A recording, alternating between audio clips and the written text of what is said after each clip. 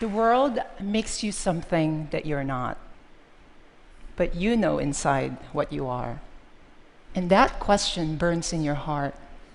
How will you become that? I may be someone unique in this, but I am not alone. Not alone at all. So when I became a fashion model, I felt that I finally achieved the dream that I've always wanted since I was a young child. My outside self finally matched my inner truth, my inner self. For complicated reasons, which I'll get to later. When I look at this picture, at that time I felt like, Geena, you've done it, you've made it, you have arrived. But this past October, I realized that I'm only just beginning. All of us are put in boxes by our family, by our religion, by our society, our moment in history, even our own bodies. Some people have the courage to break free, not to accept the limitations imposed by the color of their skin or by the beliefs by those that surround them. Those people are always the threat to the status quo, to what is considered acceptable. In my case, for the last 9 years, some of my neighbors, some of my friends, colleagues, even my agent did not know about my history. I think in mystery, this is called a reveal. Here is mine. I was assigned boy at birth based on the appearance of my genitalia. I remember when I was 5 years old in the Philippines walking around our house, I would always wear this t-shirt in my head. And my mom asked me, how come you always wear that t-shirt in your head? I said, Mom, this is my hair, I'm a girl. I knew then how to self-identify. Gender has always been considered a fact, immutable. What we now know, it's actually more fluid, complex, and mysterious. Because of my success, I never had the courage to share my story. Not because I thought what I am is wrong, but because how the world treats those of us who wish to break free. Every day, I am so grateful because I am a woman. I have a mom and dad and family who accepted me for who I am. Many are not so fortunate. There's a long tradition in Asian culture that celebrates the fluid mystery of gender. There's a Buddhist goddess of compassion. There is a Hindu goddess, Hidra goddess.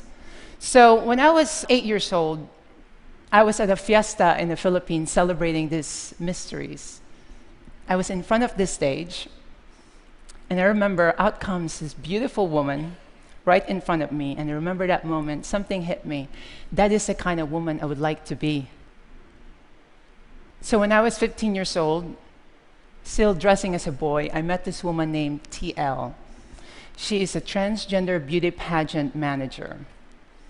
That night she asked me, how come you were not joining the beauty pageant? She convinced me that if I joined, that she will take care of the registration fee and the garments. And that night, I won Best in Swimsuit and Best in Long Gown and placed second runner-up amongst 40+ candidates. That moment changed my life. All of a sudden, I was introduced to the world of beauty pageant. Not a lot of people could say that your first job is a pageant queen for transgender women, but I'll take it.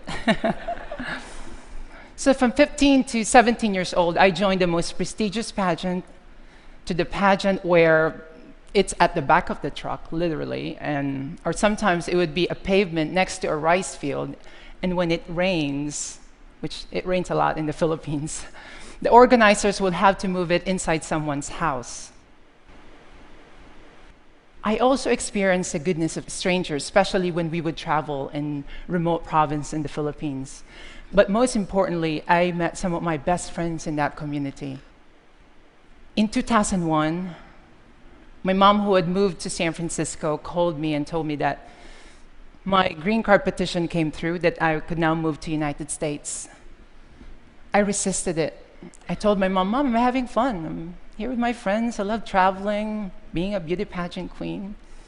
But then 2 weeks later, she called me. She said, did you know that if you moved to United States, you could change your name and gender marker?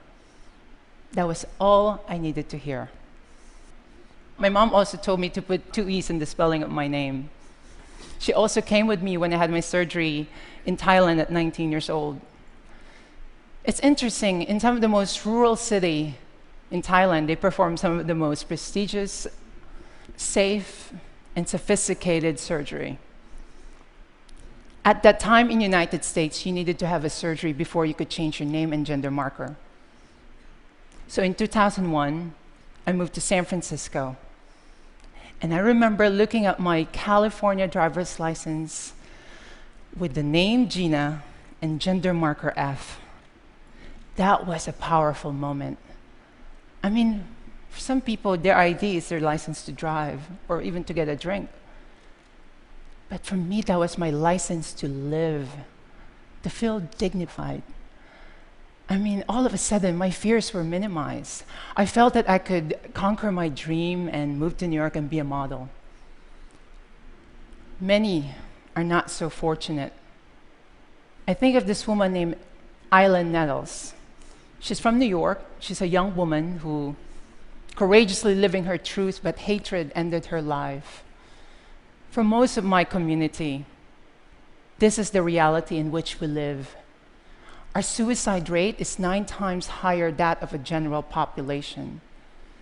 Every November 20th, we have a global vigil for Transgender Day of Remembrance. I mean, I'm here at this stage because it's a long history of people who fought and stood up for injustice. This is Marsha P. Johnson and Sylvia Rivera.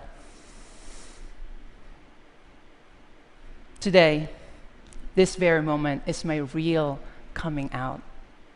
I could no longer live my truth for and by myself. I want to do my best to help others live their truth without shame and terror.